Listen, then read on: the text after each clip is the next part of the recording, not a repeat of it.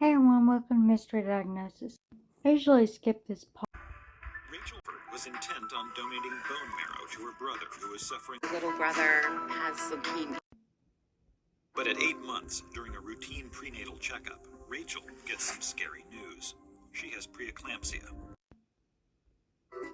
Right after the delivery, Rachel's blood pressure goes down. All the preeclampsia symptoms disappear. Rachel herself starts to feel sick. I'm wondering if I it's started genetic blood having disease. just really odd stomach pains. It would come in waves where she would be feeling poorly, but then within a matter of moments start feeling even worse, where she would be doubled over and feeling extremely uncomfortable. But a few months later, while exercising, she experiences another unsettling symptom. I would get these odd headaches doing yoga or working out. I felt as if I was looking into the sun, or there was some sort of bright light that was making me squint. Just a few weeks later, she is stricken with the same stomach pains and nausea that she had after the birth of Sophia.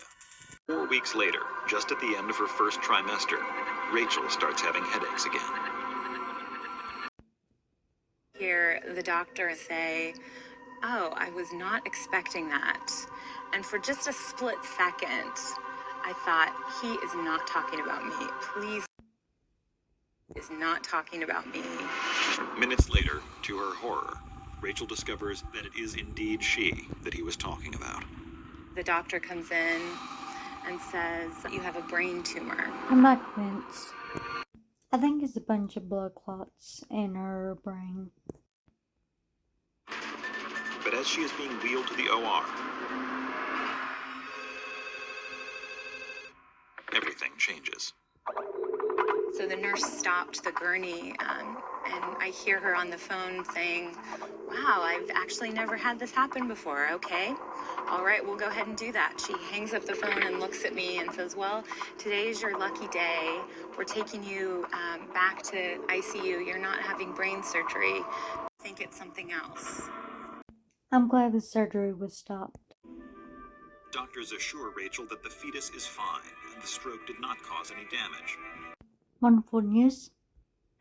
She is put on a regimen of blood thinners and told to come back for monitoring in a few weeks.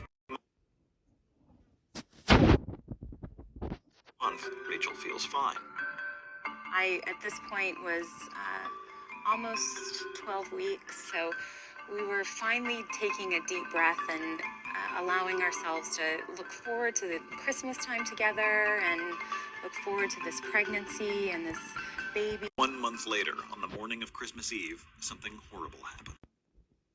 And saw that I was bleeding. Instead, directs her attention to the upcoming bone marrow transplant with her brother who has leukemia.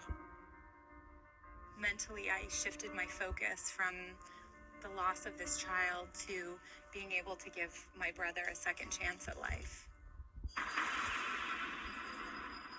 Then, just 4 weeks later, the now familiar stomach pains and vomiting return.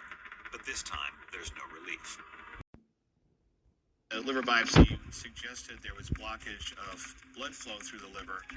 This blood clot that Dr. I has found is a rare condition known as Budd-Chiari, a coagulation that forms in the main vein that takes blood from the liver. It's paraxisimol nocturnal hemoglobinuria. PNH, the red blood cells lack a protein that normally protects them from breaking down, a process called hemolysis. Because the cells are missing the protective protein, they fall apart easily, and some of the leftover pieces can coagulate, causing blood clots, while some blood residue is also filtered out by the kidney. And so over the period of time she was having symptoms, she was developing clots, and eventually the clot became large enough and big enough to affect the liver in a way that led us to find it. Dr. I informs Rachel there is a new drug in the experimental phase that could counteract the cell damage and manage Rachel's PNH with little risk of side effects. After just one infusion, Rachel feels the effects of the new drug begin to take hold.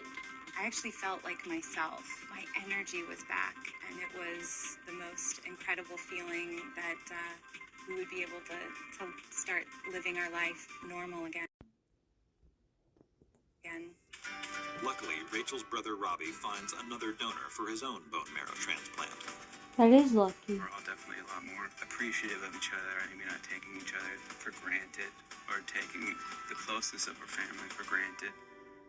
I think the most difficult part in this is that it would be dangerous for me to get pregnant again. And There's I always do about look to. at the baby that I lost as really helping them figure out what disease I had. If I hadn't been pregnant that second time and had the stroke and the blood clot, we wouldn't have been able to come up with a diagnosis as soon Sometimes as we you had. just fall into that luck. Rachel Crawford PNH is short for paraxisimol nocturnal hemoglonuria.